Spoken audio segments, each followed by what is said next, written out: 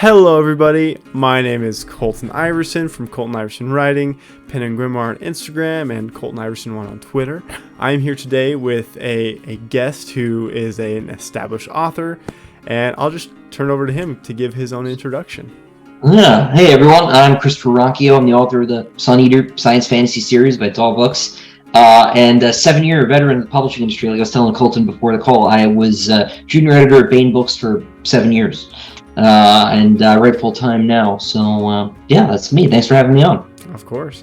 I just went to Gen Con last week, and I actually just met an editor, an assistant editor from Baen Publishing. So Was that Sean? Yes, it was Sean. Yeah, I thought he went up there. Sean's a good guy. He's my replacement. Oh, nice. Yeah. No, he's a great dude. He was so nice and just like super energetic and just really, really great guy. Yeah, that's Sean for sure. That's fantastic. So can you just tell me a bit about your career, of how you got published, how you started writing? Like just give me a little rundown of that. Yeah, so I started writing seriously when I was about 8 years old, which is pretty early. Yeah. I typically, I was taking my notes on the right side of the 3-ring binder, and I was writing on the left. And I would throw everything away pretty regularly, right? 3rd grade me was stupid. 4th grade me knew what was up, right? And I would constantly reinvent everything. But I was always working on the same thing, even though by the time it came out, it was not the same thing that I started with, right? It was, at one point it was a fantasy novel, and then it was somewhere in the middle, and then it was, full science fiction, and then it was back to somewhere in the middle, and then maybe I should just do the fantasy thing after all, so I was always working on something. And I went to North Carolina State, got an English degree because I hate money, and they had an internship program that had 100% placement rate for English students, which was kind of amazing. Yeah. So I got an internship at Baen Books, which happened to be a New York publishing house in science fiction and fantasy that was not in New York. They were in Wake Forest, North Carolina, just about 40 minutes north of the school. So I started working with them my last year, and had an inkling there would be an opening. And so I sort of stuck it out and kept working over the summer, and then backed into a job.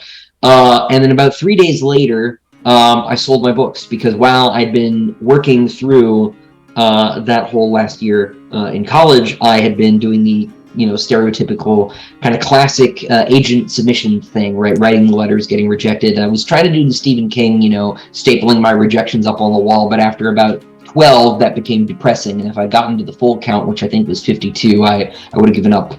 And my understanding is 52 is still low by some people's reckoning. So, but I managed to get an agent about a month before I graduated, and we sold the book about a month after, which is when I got the job the same week, which is why I ended up published by a competitor to my employer. And that was, I'd lived a double life for a very long time, published by Tall Books mostly, at least here in the US, and working for Baen. I've been published in 5 other languages now, I think. And I'm working on the 6th book in series at the moment. So it's just been, one thing after another. Wow. Ever since. That is quite the career. I mean, from 8 years old to now, did you expect when you're an 8-year-old to be a full-time writer, or did you know that was a thing at all? Yeah. I didn't know that you were allowed to do it when you were a kid. I thought it was something for like 50-year-olds. And of all things, it was reading Aragon, I think, when I was around 10 or 11 when it came out. I was like, oh, this kid's like barely older than me. I guess I can do it, right? And by no means are those my favorite books or anything like that, but the fact that it could be done at all was something that hadn't occurred to me. And so it was around that point that I realized, this is like early middle school, that I could do it seriously whenever I wanted. And so I pivoted and started taking it a lot more seriously. It wasn't so much a hobby anymore as a pursuit. Yeah.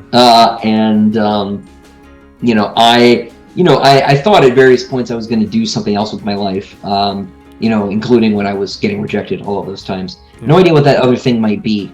I like to joke that I did this with no net, and so far it's, I haven't hit the cement. But there's always time. So yeah, no, this was always what I wanted to do, and I have been very fortunate and very persistent. I want to downplay that in getting there. So wow, I say this a lot, the word amazing, but that really is truly amazing that you figured that out, and then you, like you said, you pursued it. Yeah, well, it's also very stupid, right? Like I should probably True. You know, I don't want to, make it seem like it was some, act of will or anything like that. It was, but it is very kind of you to say. Yeah. It is what I wanted to do, and I got to do, which is not true of, of everybody, and I recognize that is a blessing. So yeah, I mean that actually kind of leads me to two questions. First question is, you said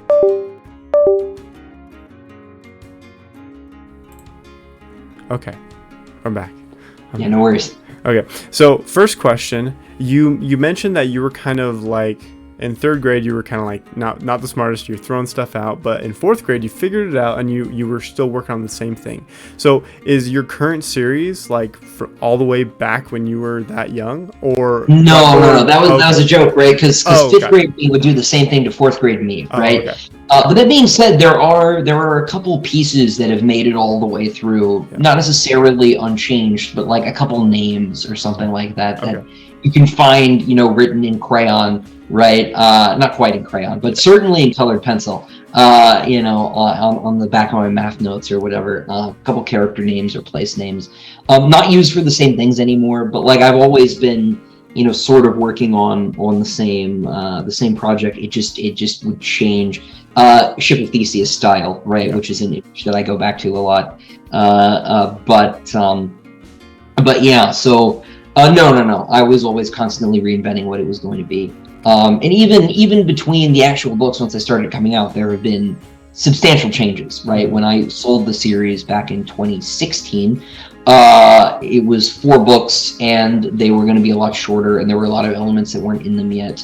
But then, because of the sort of cajoling of my first editor in particular, things went in a different direction, and some like stuff's happened, right? They split my last book in half, so I had to add some stuff, and that sort of has impacted the way the ending works and whatnot, right? So things are always changing, right? I'm a big advocate for outlining, but like you should never be ruled by your outlines, right? They need to serve you. Like all of your tools as a writer and in life generally, right, should serve your aims, right? Unless your aims are bad, then you should find different aims, right? And then if your tools aren't serving you, maybe they're trying to tell you something, but that's another conversation. In any case, no. So I was always, and still am, reinventing things. Of course, no. I just thought it was like, that would be insane if like your first idea from when you were like 8, 9, 10 years old is now what you've sold, but I mean, the essential sort of like germ for this story probably goes back to high school. Okay. I had to guess, but I don't. Those notes either no longer exist or are very hard to find. They're somewhere in my parents' attic. Okay. But yeah, so I think it's probably been with me in some serious form for about 10 years. That's still really impressive. I personally, I've finished a handful of books, but I still struggle to stick with them. As a full-time author, someone who's been in the publishing industry for a good amount of time, is that something you also struggle with, or have you kind of gotten past that and just able to like focus on this idea and push the rest to the side? Yeah, no, that's something I don't think I've ever really struggled with. I've got a lot of other ideas, and they're all very, very exciting, right? People ask me what I'm going to do next, and the answer is like I don't know, because when I get to the end of the series, right, the idea that's possessing me sort of on the back burner now won't be when I get there, right? And so, I will variously talk about like, oh, I have this idea for like a fantasy book or a horror book or whatever, right? Whether or not those books even happen is a question that is far from answered, right? It's just going to be a problem to solve when I get to the end of the series. But I do have a lot of different ideas, and I will sort of noodle at outlining or world building or stuff, and it really is just in service of making those ideas a little bit more substantial. So but at the same time, right, my favorite part of the process, and I think this is actually unusual, makes me unusual for writers, is that I actually like the writing. I don't like the idea stuff that much. Outlining is okay. I hate editing. I hate revising, which I think that's common. Yeah. But like my favorite phase is actually sitting down and putting the damn words on the page. And I find that most people like the idea phase better when I talk to them. And they're just like, oh, this is a great idea. And then the actual, work of concretizing that idea is drudgery. I like, waking up and saying, I have to write 2,000-3,000 words today, right? And it's going to be about this thing, and what's cool about that too, because I've outlined, right, is I know what that thing's going to be. So I'm not like, I don't know what to write about today, right? It's usually, how do I write about the thing I have to write about, which is an easier question. But it also means that like there are certain periods where I'm like, ooh, we're writing that thing. We've thought about that thing for 4 years, and that's exciting. So there's a Coliseum scene in the third book that I'd thought about for since I was a kid, right? I thought, oh, it'd be cool to catch a lightsaber. How do we make that work, right? Being able to actually do that was a very exciting day for me. So I really, I don't have an issue sort of focusing between projects. It's usually the one I'm working on has sort of got me. So that's good. That's really good, because I've gotten better at it, but it still is kind of like a struggle. And it's tough. I do a little bit of like world building or ideas, and then I'll push them off, or I'll put them in a Google Doc or whatever. But yeah, I find to actually finish something, you have to focus on it. I do think that's where a lot of prospective writers fall down, and I often think that's because there's not really a plan. We have this sort of cultural tendency, and I think this is Stephen King's fault, because he's so famously writes by the seat of his pants. Yep. I think people think that's how you're supposed to do it, and there is no supposed to do it. That works for Stephen King, right? That does not work for me, right? And I think that people read on writing, or they listen to Stephen King talk in interviews, and they think, I want to be like that, and they think that there's a process that you can replicate, and it's not, because it's so personal. And often I think when people have the focus issues, it's because they haven't figured out what their system is, right? Whatever it may be, and by no means should it be copying me either, right? So, but it is hard. I talk to a lot of people because people ask, for writing advice all the time, and that tends to be a place where they get stuck. Is like, I have all these ideas, and you need to pick one. That's the first step, right? And it sucks, right? Because the third and fourth ideas are also awesome, right? Yeah.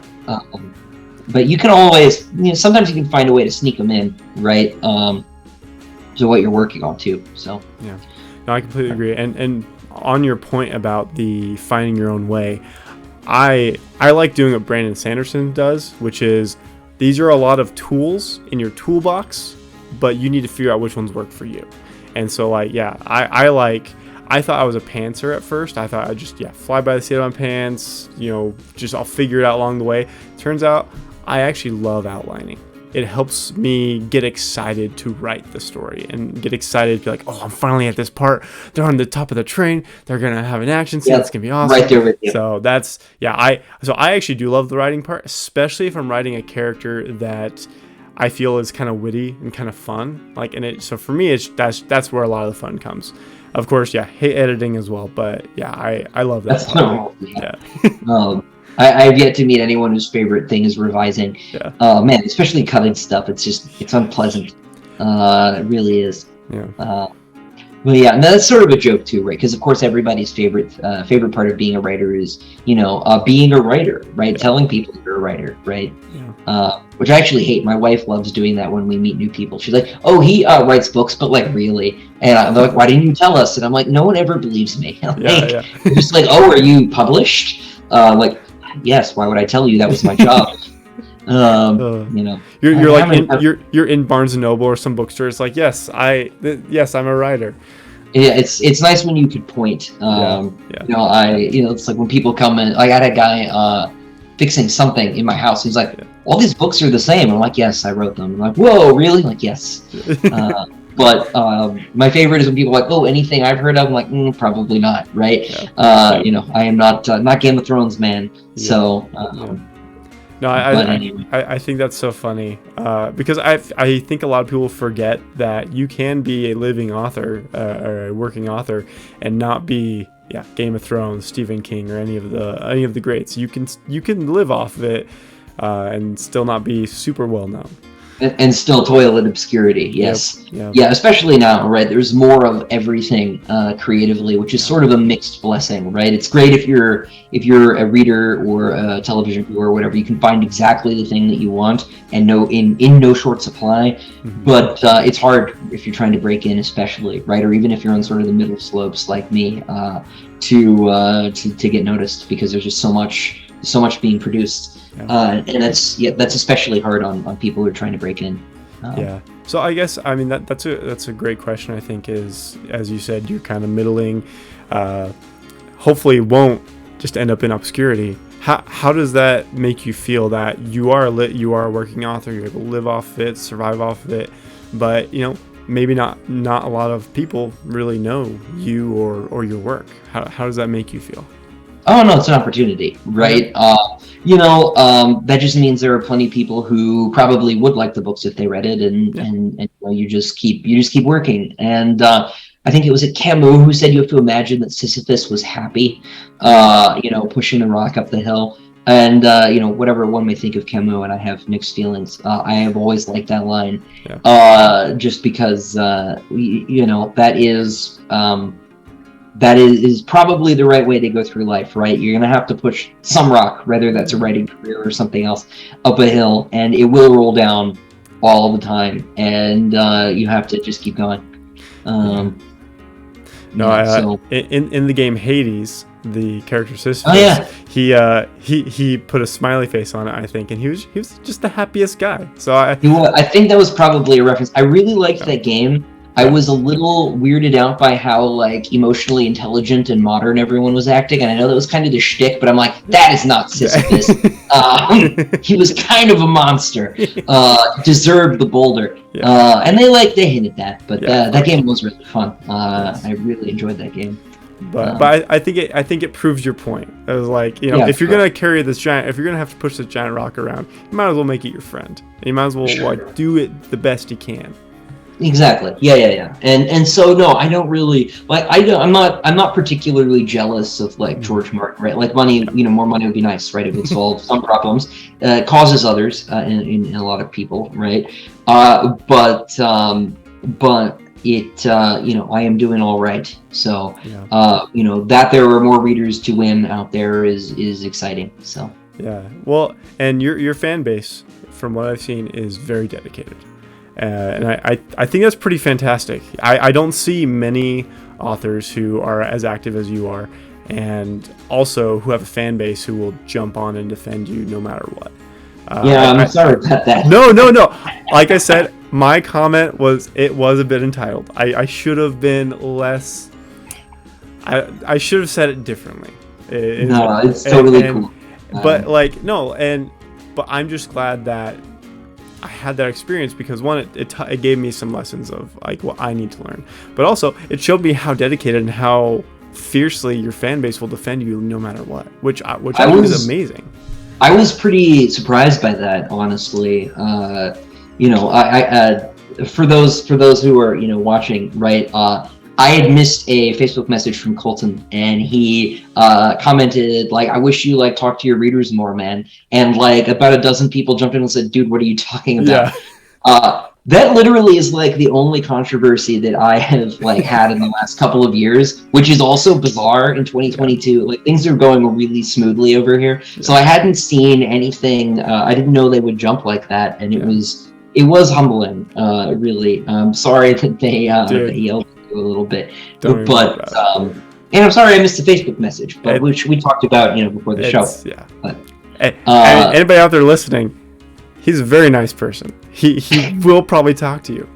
So if I see it, but anyway, I don't want to either of us to feel awkward here. But it was cool, right? That that there were people who were like, bro, because I don't have to do it myself. They self-deputized. And it's neat when people will do stuff like that, or you get letters from people who say, hey, I was in a really rough spot, and your book really helped me get through that, right? Just because it gave me a break, right? Which people talk a lot in science fiction, especially constantly about how like we're building the future. Like, no, we're not, right?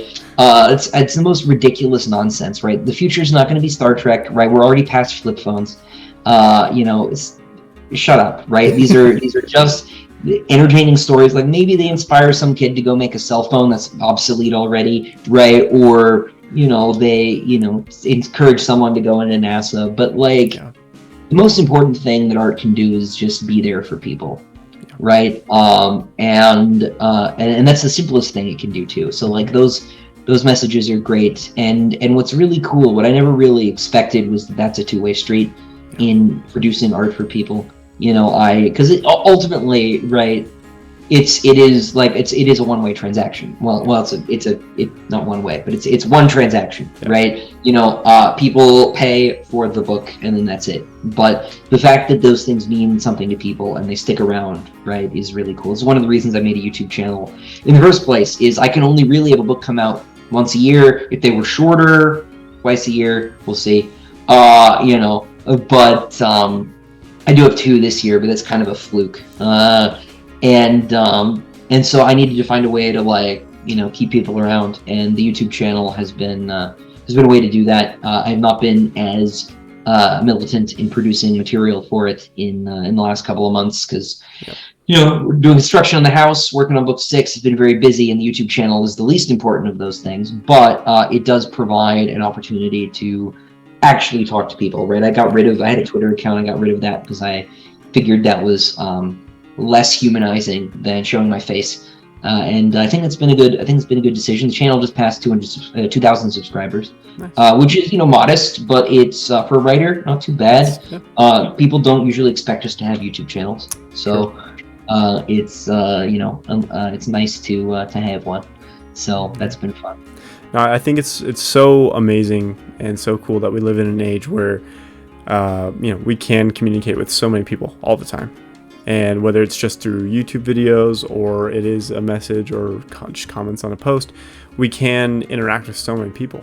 And as an author, I think that's invaluable because you already have to do so much of your own marketing and pushing your own stuff that being able to create a persona where you can talk to people and you can connect with them, I think is invaluable for any author, whether you're self-published or traditionally published. I would strongly encourage folks who are trying to get into writing to have some kind of platform.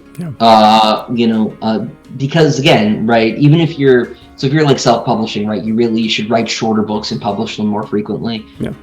Which a lot of people want to write the big bricks, right? I have the opposite problem. I wish the books were shorter.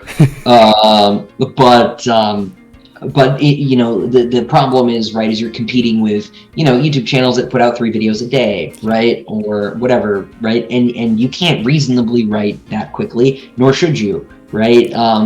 Some things, deserve time, and literature is one of them. You can go too far, right, on that, right, and take too long, but it's you just can't compete, right? So having some sort of additional thing just to sort of communicate with readers is I think a good idea. By no means necessary, especially if you really make it big. There's part of me that would like to just Salinger, right, and vanish if I could afford to, but because that would be mysterious and people would talk about it. But it's not likely to happen. So. But I think it really humanizes authors. It humanizes you, and that connection I think is really important. I've found the people the influencers or authors or whoever I really enjoy watching are the people who do interact with their community and people who do take that time. So I think it's really cool that you do that. I think it's a really important. So well, it's also fun, right? And that's if it weren't fun, I wouldn't do it, right? Like I'm not a big convention guy. I do a couple a year because those aren't my favorite thing. But like I should do them. But like this is fun, right? Like I've done a lot of interviews in the last 2 years especially, and expect to do a lot more. So it's fun. Very good. Well, one of my last questions for you is, it's a very basic cliche question, but what advice do you have for for prospective writers? Okay, so the two basic bits of advice I kind of always go to. The first one is that you should write every day. Now, it doesn't matter how much that is. And this sounds really basic, but this is one of those places where I find that if I talk to people, they fall down, right? And like I do too, right? But you need to set a daily goal, and that goal can be as low as you want it to be. It needs to be low enough that you'll do it, right? This is like going to the gym, which I'm by no means an expert at. But like you need to like make that a habit, right? It needs to be important. That can be literally a paragraph, right? If you write just one sentence a day, the book will eventually be done, right? It'll be a while.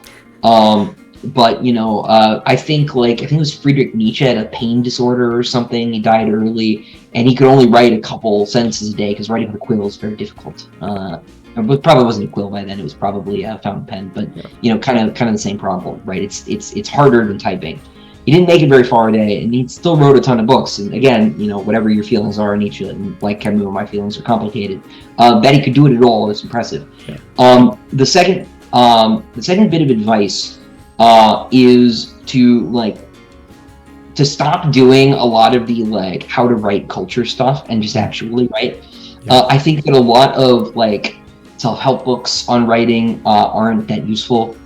Because the advice is going to be so idiosyncratic. I think what you really need to do is practice and try and fail. Because you already, people intuitively have a grasp of basic storytelling, yeah. Right? Everybody tells stories, if only about what happened at work that day. And you really do need to switch off the targeting computer to a certain extent and just do it. Again with the meme references to Shia LaBeouf thing, but you do need to actually just do it. And this sounds kind of like the same bit of advice, but I do think that a lot of the stuff that people think is related to writing, like world building, is a different hobby, right? World building is super cool, it's fun, but I think that a lot of people think that is a necessary first step, in the same way that people think that because Tolkien had languages, you need to have languages. Now, I do in my books, but that's because I like languages. If you don't like languages, don't write them, right? You don't need to worry about them, and you shouldn't really get too lost in the niceties of how the coinage system for a country you're never going to visit in the book works. It's not necessary. If it makes you happy, that's fine. But if you're being made unhappy by the fact that you're not writing, stop that. Yeah.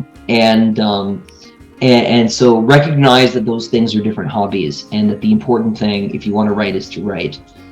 People say oh, you should read if you want to write. No, Neil Gaiman, you need to write if you want to write. Reading is necessary, but that is not the thing that everybody should be doing, right? There's a point where you need to close someone else's book and open your empty one. And those are things that no one ever talks about. They're very obvious. Yes. But hopefully someone watching needed to hear that. Again, I'm not saying that reading's bad. Please read my books, right? But you need to write yours too, if that's something that's important to you. So that's what I would tell people to focus on. That was great. I agree. I think a lot of people forget to do those very basic things. World builder's disease is a problem, and we need to find a cure. Yeah. Again, it's a fun hobby, right? And if you want to write a source book because you want to make a game or something, that's absolutely a worthy goal, right? I'm not a big gamer myself, but I totally get it. Mm-hmm. But there are a lot of people I talk to who have been working on the same thing for 15, 20 years, right? And there, frankly, is no reason a single book should take 10 years to write. It's just, life is far too short for that. Just go and do the thing, carpe diem. Do the thing. That's not just do it, just do the thing. I love it. Yeah, exactly. Awesome. See it done. No. Exactly. Well, thank you so much for coming on. It was truly a pleasure to listen to you and to hear from somebody who's doing it and who is published and who's living off it. And I really appreciate that so much. Well, thanks, Colton. I appreciate you having me on. Of course. And I know a lot of people, maybe not a lot, but anybody who watches it, I know they'll appreciate it too. So, yes. Well, everybody, thank you so much for watching. All of his links will be in the description below. We didn't even get to the art and everything and just the world, but the books are fantastic. The art is stunning. It's beautiful. Just everything's great. So definitely check out his stuff. But yes, we'll see you next time. Thank you so much for watching. Bye-bye. Bye.